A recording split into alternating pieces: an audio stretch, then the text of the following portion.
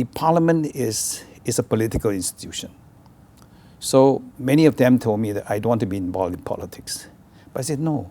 The moment you step into that house, there's politics. You talk politics. Everything there is politics. You want to come to parliament, you come in the hard way. And I think it's also important because we cannot promote people who are scared of fighting. There seems to be a little bit of a contradiction here because you use the term fight, you use the term I'm going to be fearless, which means that you're anticipating a fight, yet you're advocating a less combative relationship between the President's office and Parliament and I believe the Cabinet.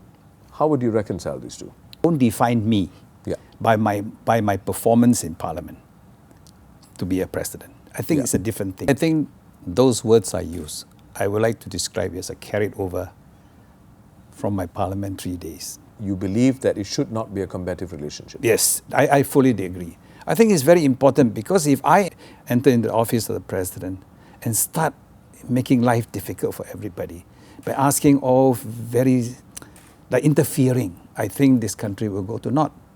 But I think the important thing is that I will have to go into the House, work according to the Constitution, look after the reserves, and also make sure that the people who are looking after the reserves are the right people. But therein perhaps lies the concern in some quarters.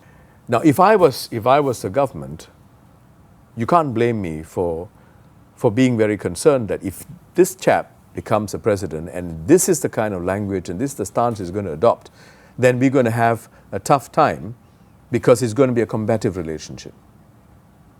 How would you respond to that? No, I would still feel that, no, they shouldn't define me that way. I think that is very close. They should be more open. But can you blame them for feeling that?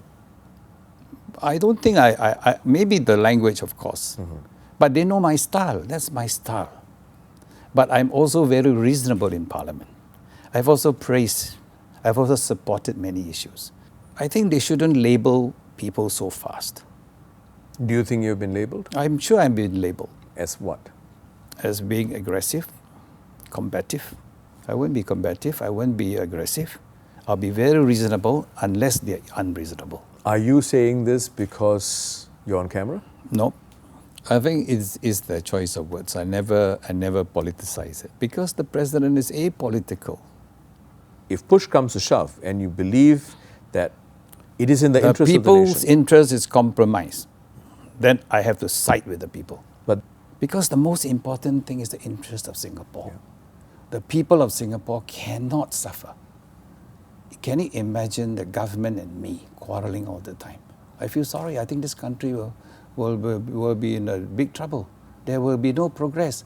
Whole life they bring something forward, I'll be challenging them. Yeah. No, that will never be my style.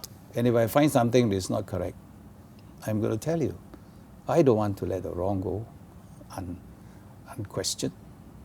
I will have to tell you. And that's exactly what we should do. It is no use going to be a president, see something is wrong, and just don't say anything.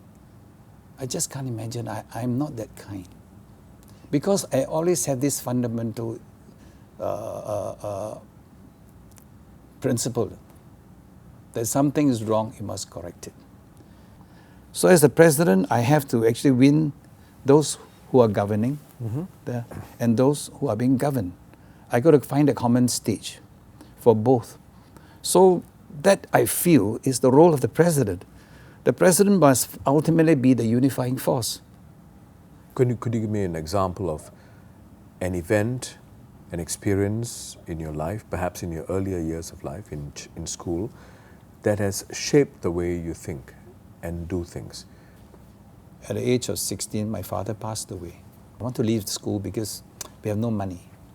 But then I discovered when my father died, he was entitled to a gratuity fund from the Singapore Harbour Board. So that was about 28,000, I remembered. So, well, I went to the unions, to the Harbour Board union, and they threw me out. They said, no, we changed the constitution. Your father's sum has been cut to 14,000, and anyway, he's not entitled because he didn't pay the other dues. As a 16-year-old boy, I was running up and down, trying to make ends meet for my mother and so on.